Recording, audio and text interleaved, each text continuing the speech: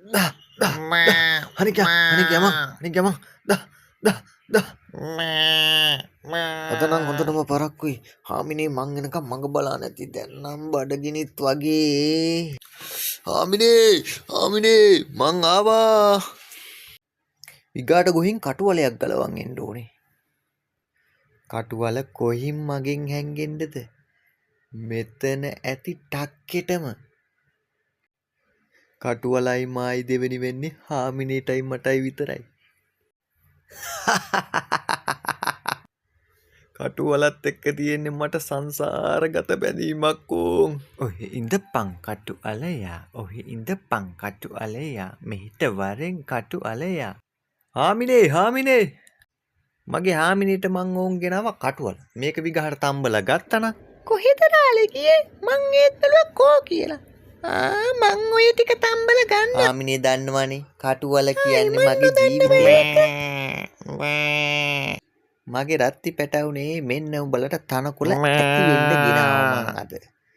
කාපල්ලා බඩ පිරෙන්න. එහෙනම් රත්තියෝ මම ගියා උඹලා කාපල්ලා. මේ යලනම් තම්බෙන පාටක් නෑ හාමිනේ. අනේ ඩාලේ පොඩ්ඩක් ඉවසලා ඉන්න. මං ඕන දෙයක් ඉවසන්නම් හාමිනේ කටුවල කන්න නැතුව නම් ඉන්න බෑ මට.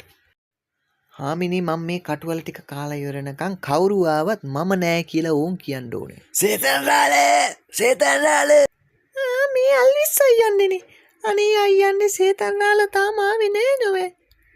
හරි මං ගොයින් එන්න. මේ රාලේ පොඩ්ඩක් ඉන්න මං ওই ටික දාලා දෙන්නම්. දැන් ඉතින් ඉඳගෙන කන එකයි ඇත්තේ මාත් කන්නම් ඉතින් ওই ටික. අය හාමිනේ මගෙන් අහන්නේ කන්න මේවා කන්න. මං කන්නනේ ගලවකමු අපි එන. මේ හාමිනේ මට නම් කටුවල මදි. මම තව ටිකක් කැලේට ගිහින් විගහට ගලවන් එන්නම්. පුදුම වැඩේ කියන්නේ මේ කටුවල කොච්චර කෑවත් මට මදිනේ. අනේ මන් දන්නේ කටුවල හිඟන්නෙක්වත් ඉන්නවද දන්නේ මේ මගේ බඩේ. හැබැයිට මං අරන් යන කටුවල වලට මක් වෙනවද? මේ වතුරු දහම්වත් වෙනවද? නෑ. හාමිනේ මාවර වැට්ටුවවත්? මට හොරයක්වත් කරනවද දන්නේ? හාමිනේ මේ මං ඊයටත් වැඩියෙන් අද කටුවල ගෙනාවා. කෝරාලි බලන්න. ගොඩක් ගෙනල්ලා. හැබැයිට මොකද මේ කටුවල පොඩ්ඩක් වෙන්නේ තැම්බුණාම හාමිනේ? තැම්බෙනකොට කටුවල ඇකිලෙනවනේ මේ. ගමරාලට සකවත්. ඒකත් එහෙමද? කින්ටකොපන් කරන්නම් හොඳ වැඩක්. හාමිනේ දකින්න කලින් මුට්ටිය පල්ලට පොල් තෙල් ටිකක් වක් කරලා දාන්න ඕනේ. ඔන්න රාලේ නම් තැම්බිලා තියෙන්නේ දැන් කත හැකි අපිට. අද නම් අඩු වෙලා නෑ නේද හාමිනේ? හැබැයිට මෙහෙම උනේ කොහමද? මේක වෙන්න බැරි දෙයක්. ඉන්නකො මං හොඳ වැඩක් කරන්න. හැබැයිට මරාලේ ඔහෙලගේ අප්පොච්ච නැතුනේ කොහමද? අනේ හාමිනේ මං ඔය ගැන කතා කරන්න කැමති නෑ හාමිනේ.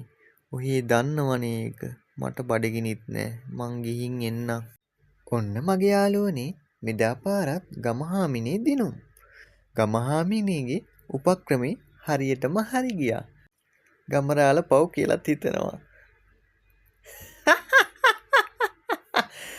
ඔන්න ඕමයි මේ කතාව ඉවර වුණේ යාළුවනේ.